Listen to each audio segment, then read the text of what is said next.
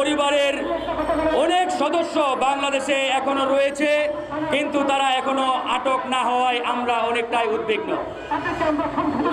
আমরা অনেকটাই দুশ্চিন্তাগ্রস্ত এবং আতঙ্কিত যে হাসিনা পরিবারের, শেখ পরিবারের অনেককেই এখনো আটক করা হয় নাই। আমরা এই সরকারকে স্পষ্টভাবে আহ্বান জানাচ্ছি যে খুনি হাসিনা এবং তার দোসররা যারা এখনো বাংলাদেশের আনাচে কানাচে এখানে সেখানে যারা আত্মগোপন করে আছে, যারা লুকিয়ে রয়েছে, সেই ফ্যাসিস্ট শেখ হাসিনা পরিবারের সদস্যদেরকে অনতিবিলম্বে গ্রেপ্তার করতে হবে। তাদেরকে গ্রেপ্তার না করা পর্যন্ত এদেশের 18 কোটি মানুষ শান্তিতে ঘুমাতে পারে না, তারা ঘুমাতে যাবেও না। প্রিয় বন্ধুগণ, আজকে আমরা দেখতে পাচ্ছি খুনি হাসিনা এবং এই খুনি হাসিনাকে দীর্ঘ 17টি বছর এই বাংলাদেশের ক্ষমতায় যারা বসিয়ে রেখেছিল, সেই ভারতীয় রয়ের এজেন্টরা বাংলাদেশের এখনো বিভিন্ন জায়গায় চেয়ার দখল করে রয়েছে। আমাদের পাশে বাংলাদেশ সচিবালয়, এই সচিবালয়ের অধিকাংশ সচিব এখনো হাসিনার আমলে নিয়োগ প্রাপ্ত। শুধু এই সচিবালয় নয়, এই সচিবালয় থেকে শুরু করে আপনার কমিশনারের অফিস, ডিসি অফিস, থানা, ইউনো অফিস থেকে শুরু করে প্রত্যেকটা কার্যালয়ে এখন পর্যন্ত প্রায় 95% হাসিনার আমলে নিয়োগপ্রাপ্ত আমলারা দখল করে রয়েছে। আজকে আমরা সংস্কারের কথা বলছি, পরিবর্তনের কথা বলছি, কিন্তু পরিষ্কারভাবে মনে রাখবেন, হাসিনার নিয়োগপ্রাপ্ত রয়ের এজেন্টদের চেয়ারে বসা রেখে নতুন বাংলাদেশ, স্বাধীন সার্বভৌম বাংলাদেশ, তারুণ্যের বাংলাদেশ বিনির্মাণ সম্ভব নয়। আজকে অনেকে অনেক প্রশ্ন করতে পারেন, আমরা স্পষ্ট করে বলতে চাই, 30 জন দেশপ্রেমিক আমলার অভাব পড়ে যায় নাই যে আপনারা এখনো ওই হাসিনার আমলের নিয়োগপ্রাপ্ত সচিবদের দিয়ে এই সচিবালয় চালাবেন। 64 জেলার ডিসিরা এখনো হাসিনার দালালি যারা করেছে তাদেরকে নিয়োগ দেওয়া হয়েছে। আপনারা জানেন, জেলা পর্যায়ে যত জুলুম হয়েছে, নির্যাতন হয়েছে, বিরোধী দল মতের উপরে যত জুলুম চালানো হয়েছে, তার প্রত্যেকটার নির্দেশদাতা ছিলেন জেলা পর্যায়ের পুলিশ সুপাররা। কিন্তু দুঃখের বিষয় বন্ধুগণ, আজকে 1.5 মাস হয়ে গেল, এই 1.5 মাস পার হওয়া সত্ত্বেও জেলা পর্যায়ে পুলিশ সুপারদের বহিষ্কার করা হয় নাই। আমরা স্পষ্ট করে বলতে চাই, ওই রয়ের দালাল, ভারতীয় এজেন্ট, শেখ হাসিনার আমলে নিয়োগপ্রাপ্ত প্রত্যেকটা পুলিশ সুপার এবং থানার ওসিকে অনতিবিলম্বে বহিষ্কার করতে হবে। সারা বাংলাদেশের প্রত্যেকটি থানাতে দেশপ্রেমিক পুলিশ অফিসারদের নিয়োগ দিতে হবে। প্রত্যেকটি জেলা পুলিশ সুপারের কার্যালয়ে দেশপ্রেমিক পুলিশ সুপারদের নিয়োগ দিতে হবে। আমরা খুনি হাসিনা এবং ভারতীয় কোনো দালালকে বাংলাদেশের কোনো চেয়ারে দেখতে চাই না। আমাদের বক্তব্য স্পষ্ট, ভারতীয় দালাল, রয়ের এজেন্টরা এখনো এই সরকারের বিভিন্ন দপ্তরে চেয়ার দখল করে রয়েছে। ভুলে যাবেন না, হাসিনার আমলে যারা নিয়োগ পেয়েছে এরা কেউ দেশপ্রেমিক হতে পারে না। আজকে তারা খোলস পাল্টিয়েছে। পরিস্থিতি একটু উন্নতি হলে এই খোলস পাল্টানো হাসিনার দালালরা গোখরা সাফ হয়ে আমাকে আপনাকে আবারও ছবল দেবে। তাই আমরা স্পষ্ট করে বলতে চাই, আজকের এই বিক্ষোভ সমাবেশে তারা দাবি তুলেছে, ওই যে আপনার মাফিয়া পাচারকারী তরফদার রুহুল আমিন, এই রুহুল আমিন এই সরকারের উপদেষ্টাদের চতুর্দিকে ঘুরে বেড়াচ্ছে।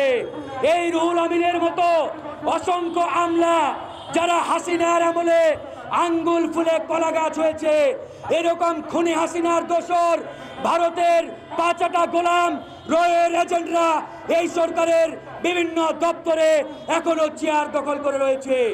আমরা স্পষ্ট করে বলতে চাই, এই ভারতীয় দালালদের, এই রয়ের এজেন্টদের অনতি বিলম্বে বহিষ্কার করতে হবে। বাংলাদেশের টপ টু বটম, এই সচিবালয় থেকে শুরু করে ওই থানার ইউনো অফিস পর্যন্ত প্রত্যেকটা অফিস আদালতে দেশপ্রেমিক কর্মকর্তাদের নিয়োগ দিতে হবে। আমরা আর এই বাংলার মাটিতে কোন ভারতীয় গোলাম রয়ের এজেন্টের তাবেদারি দেখতে চাই না। আমাদের বক্তব্য পরিষ্কার, আমাদের দাবি পরিষ্কার।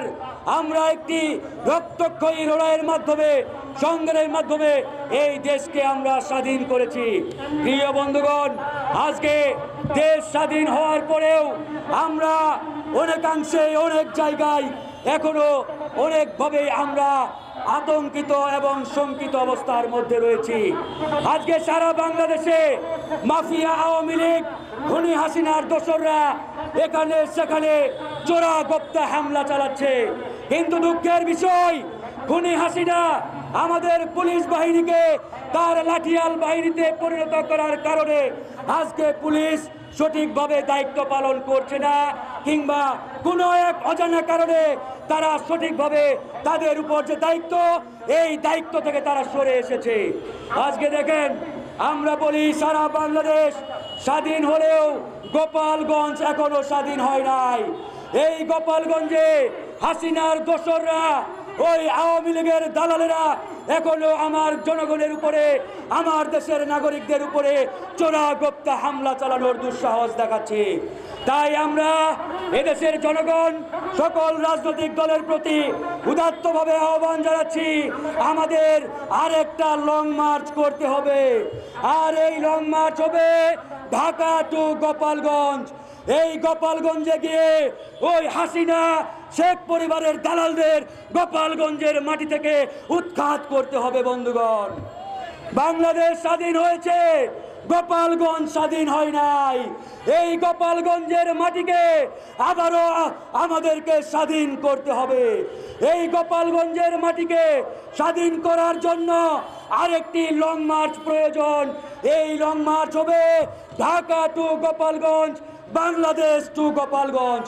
এই লং মার্চে আমরা সকলকে অংশগ্রহণের আহ্বান জানাচ্ছি।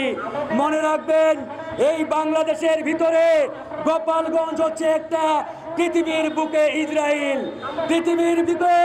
পৃথিবীর মধ্যে ইসরায়েল যেমন একটি বিস্ফোরা জাতি, বিস্ফোরা দেশ, ঠিক একই কায়দায় এই বাংলার মাটিতে গোপালগঞ্জ হচ্ছে ইসরায়েলের মতো একটা বিস্ফোরা।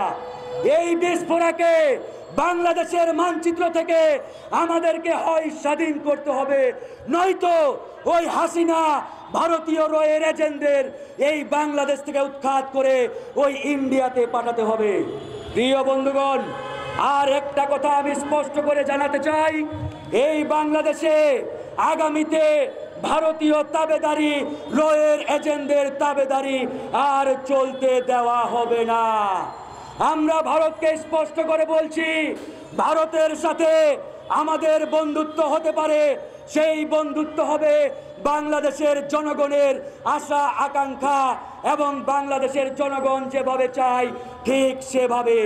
ভারত যদি মনে করে খুনি হাসিনাকে ব্যবহার করে এই বাংলাদেশকে তারা যেভাবে একটি অঙ্গরাজ্য বানিয়ে লুটপাট করে খেয়েছে, সেই একই কায়দায় এই বাংলাদেশের সাথে ভারত এখনো সেই আচরণ করবে। আমরা স্পষ্ট করে বলছি, ভারত, এই মোদী সরকার সাবধান হয়ে যান। এই বাংলাদেশে আগামীতে আর ভারতের তাবেদারি চলবে না, ইন্ডিয়ার তাবেদারি চলতে দেওয়া হবে না। আমরা জীবন দিতে শিখেছি, আমরা রক্ত দিতে শিখেছি, প্রয়োজনে আবারও রক্ত দেব, জীবন দেব, তবু এই বাংলাদেশকে ভারতের কিরানকে পরিণত হতে দেব না। তাই এই বাংলাদেশ স্বাধীন সার্বভৌম বাংলাদেশ, এই বাংলাদেশ চলবে বাংলাদেশের জনগণের কথা অনুযায়ী। এই বাংলাদেশ চলবে বাংলাদেশের জনগণ যেভাবে চায়। একই সাথে আমরা বলতে চাই, ভারতকে অনতি বিলম্বে সীমান্ত হত্যা বন্ধ করতে হবে। ভারত যদি মনে করে তারা বাংলাদেশের প্রভু হতে চায়, আমরা বলতে চাই, ভারত, তুমি আমাদের প্রভু নও, তুমি আমাদের রাজা নও। ভারত, তুমি যেমন একটি রাষ্ট্র, বাংলাদেশ আমরাও একটি স্বাধীন রাষ্ট্র। ভারত যদি বেশি বাড়াবাড়ি করে, ভারতের অনেক দুর্বল জায়গা রয়েছে। আমরা স্পষ্ট করে বলতে চাই, ভারত যদি বাংলাদেশকে টোকা দেয়, আমরা বাংলাদেশ ভারতের দুর্বল জায়গা সেভেন সিস্টার্সে ধাক্কা মারব। কথা পরিষ্কার, ভারত আমাদের টোকা দেবে, আমরা ভারতকে ধাক্কা দেব। আমাদের ভয়ের কোনো কারণ নেই বন্ধুগণ, আমাদের দুর্বলতার কোনো কারণ নেই। অনেকেই মনে করে বাংলাদেশ ছোট দেশ, বাংলাদেশ ক্ষুদ্র দেশ। নো, এই বাংলাদেশে 20 কোটি জনগণ বসবাস করে। এই 20 কোটি জনগণের বিশাল এক স্বাধীন সার্বভৌম বাংলাদেশ। সুতরাং আমাদের ভয়ের কোনো কারণ নেই, ছোট ভাববার কোনো কারণ নেই। বরঞ্চ ভারত নিজেকে দুর্বল ভাবতে পারে। ভারতের অনেক দুর্বলতা, ভারতের অনেক দুর্বল জায়গা রয়েছে, বাংলাদেশের কোনো দুর্বলতা নেই। সেই জন্য আমরা স্পষ্ট করে ভারতকে আবারও জানিয়ে দিতে চাই, ভারত বাংলাদেশের সাথে সম্পর্ক গড়তে চাইলে জনগণের হয়ে বাংলাদেশে আসতে হবে। ওই খুনি হাসিনা, ফ্যাসিবাদী স্বৈরাচার আওয়ামী লীগের মতো এই বাংলাদেশে তারা যদি আচরণ করতে চায়, সেটি আগামীতে আর হবে না। প্রিয় বন্ধুগণ, আমাদের ছাত্র জনতার যে অন্তর্বর্তীকালীন সরকার, এই সরকার আমাদের জনগণের সরকার। মনে রাখবেন, ডক্টর মোহাম্মদ ইউনূসের সরকার যদি ব্যর্থ হয়, পরাজিত হয়, তাহলে আমরা আগামীর বাংলাদেশ পরাজিত হবে। এই জন্য এই সরকারকে সর্বাত্মক সহযোগিতা আমরা করব। এই সরকারকে সর্বাত্মক সহযোগিতা করার জন্য আমরা প্রস্তুত রয়েছি। আগামী একটি সুন্দর সুষ্ঠু নির্বাচনের আগ পর্যন্ত এই সরকারের পাশে এদেশের জনগণ রয়েছে, আমরা রয়েছি, এদেশের রাজনৈতিক দলগুলো রয়েছে। আমরা একটি যৌক্তিক সময় এই সরকারকে দিতে চাই, যাতে বাংলাদেশের প্রত্যেকটি প্রতিষ্ঠান, প্রত্যেকটি সাংবিধানিক প্রতিষ্ঠান, প্রত্যেকটি অর্গান, প্রত্যেকটি বিভাগ যাতে খুব সুন্দরভাবে সুষ্ঠুভাবে তারা সংস্কার করতে পারে। আমরা চাই না আগামীতে আর কোনো ফ্যাসিবাদ এই বাংলাদেশের মাটিতে কায়েম হোক। আমরা চাই না আগামীতে এই বাংলাদেশে আর একটা আওয়ামী লীগ পুনঃপ্রতিষ্ঠা হোক। আমরা চাই এই বাংলাদেশ আগামীতে জনগণের কাঙ্ক্ষিত বাংলাদেশে পরিণত করবে। কাঙ্ক্ষিত বাংলাদেশ যেভাবে জনগণ চায়, ঠিক সেই বাংলাদেশ আমরা সকলে সম্মিলিতভাবে প্রতিষ্ঠা করব। প্রিয় বন্ধুগণ, পরিশেষে আরেকটা কথা বলেই শেষ করব। এই লড়াই, এই সংগ্রাম ছিল এদেশের আপামর জনগণের। এই লড়াই সংগ্রাম একক কোনো দলের ছিল না, একক কোনো ব্যক্তির ছিল না, একক কোনো সংগঠনের ছিল না। কোনো ছাত্র সংগঠন, ছাত্র নেতা যদি মনে করে এই লড়াই আমরা একা করেছি, তাহলে আমি বলবো তারা বোকার স্বর্গে বসবাস করছে। আবার কোনো রাজনৈতিক দল যদি মনে করে এই লড়াই আমাদের নেতৃত্বে হয়েছে, এখানে ছাত্ররা ছিল না, অমুক ছিল না, তাদের দরকার নেই, এটাও ভুল হবে। আমরা বলি এই লড়াই ছাত্র জনতা, রাজনৈতিক দল প্রত্যেকের স্বতঃস্ফূর্ত একটা অংশগ্রহণের মাধ্যমে বাস্তবায়ন হয়েছে। তাই আমরা কেউ কাউকে খাটো করে কটাক্ষ করে বক্তব্য দিব না, রাজনৈতিক দলগুলোকে ছোট করে বক্তব্য দেব না, রাজনৈতিক নেতাদের খাটো করে কোনো বক্তব্য দেব না। একই সাথে আগামীর বাংলাদেশ বিনির্মাণে ছাত্র জনতার প্রয়োজন আছে, তাদেরকে নিয়েই আগামীর বাংলাদেশ আমরা বিনির্মাণ করব। এই লড়াই আমাদের সবার, তাই আগামীর বাংলাদেশ বিনির্মাণের দায়িত্ব আমাদের সবার। পরিশেষে আমি একটা কথা বলেই শেষ করছি। আজকের এই বিক্ষোভ সমাবেশের সম্মানিত সভাপতি, ইয়ুথ ফোরামের সভাপতি, আমাদের সাবেক ছাত্রনেতা সাইদুর রহমান ভাইয়ের নেতৃত্বে যে বিক্ষোভ সমাবেশ অনুষ্ঠিত হচ্ছে, এই বিক্ষোভ সমাবেশের যে দাবি, এই দাবির সাথে একমত জানিয়ে এখানেই শেষ করছি। কথা হবে, দেখা হবে। আমাদের লড়াই এখনো শেষ হয় নাই। বাংলাদেশের মাটি থেকে প্রতিটি ইন্ডিয়ানকে উৎখাত না করা পর্যন্ত আমাদের এই লড়াই চলবে, এই লড়াই চলবে। জয় হোক বাংলাদেশের, জয় হোক এদেশের 18 কোটি মানুষের। ধন্যবাদ।